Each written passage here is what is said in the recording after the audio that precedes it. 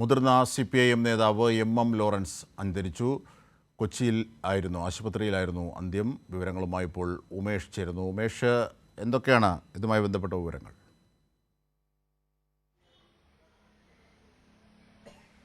അജിം ഷാദി, ഇന്ന് ഉച്ചയോടെയാണ് മുതിർന്ന CPIM നേതാവ് MM ലോറൻസിൻ്റെ അന്ത്യം സംഭവിച്ചത്. കൊച്ചിയിലെ സ്വകാര്യ ആശുപത്രിയിൽ വെച്ചായിരുന്നു അന്ത്യമുണ്ടായത്. അദ്ദേഹത്തിന് 95 വയസ്സായിരുന്നു. അദ്ദേഹം ദീർഘനാളായി ചികിത്സയിലാണ്. ഈ പ്രായാധിക്യത്തെ തുടർന്ന് അദ്ദേഹത്തിന് വാർദ്ധക്യസഹജമായ അസുഖങ്ങളെ തുടർന്ന് അദ്ദേഹം വീട്ടിലും ആശുപത്രിയിലുമൊക്കെ മാറി മാറി ചികിത്സയിലും വിശ്രമത്തിലുമൊക്കെ ആയിരുന്നു.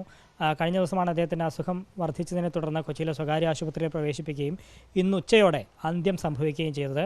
അദ്ദേഹത്തിൻ്റെ വിയോഗ വാർത്ത അറിഞ്ഞ ഉടൻ തന്നെ ജില്ലയിലെ മുതിർന്ന CPIM നേതാക്കൾ എല്ലാവരും തന്നെ ആശുപത്രിയിലേക്ക് എത്തിയിരുന്നു.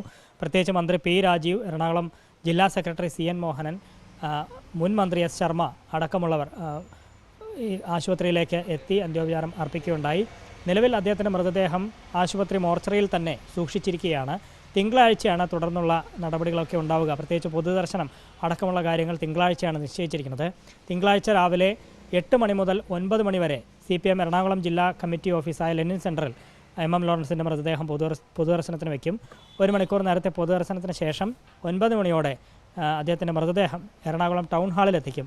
ടൗൺ ഹാളിൽ രാവിലെ 9 മണി മുതൽ വൈകിട്ട് 4 വരെ പൊതുദർശനം ഉണ്ടാകും എന്നാണ് പാർട്ടി നേതൃത്വം അറിയിച്ചിരിക്കുന്നത്. അതിനുശേഷം അദ്ദേഹത്തിൻ്റെ തന്നെ ആഗ്രഹപ്രകാരം അദ്ദേഹത്തിൻ്റെ മൃതദേഹം കളമശ്ശേരി മെഡിക്കൽ കോളേജിന് മൃതദേഹം വിട്ടുകൊടുക്കുകയും ചെയ്യും. ആ തരത്തിലാണ് തിങ്കളാഴ്ച നടപടികൾ ക്രമീകരിച്ചിരിക്കുന്നത്. വലിയ മുതിർന്ന ഒരു നേതാവിനെ തന്നെയാണ് MM ലോറൻസിൻ്റെ വിയോഗത്തിലൂടെ നഷ്ടമായിരിക്കുന്നത്.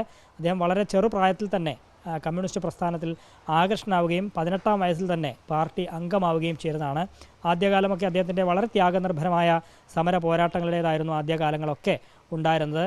പിന്നീട് അദ്ദേഹം പാർലമെൻ്ററി രംഗത്തേക്കും എത്തി. 1980-ൽ അദ്ദേഹം ഇടുക്കി പാർലമെൻറ്റ് അംഗമാവുകയും ചെയ്തു.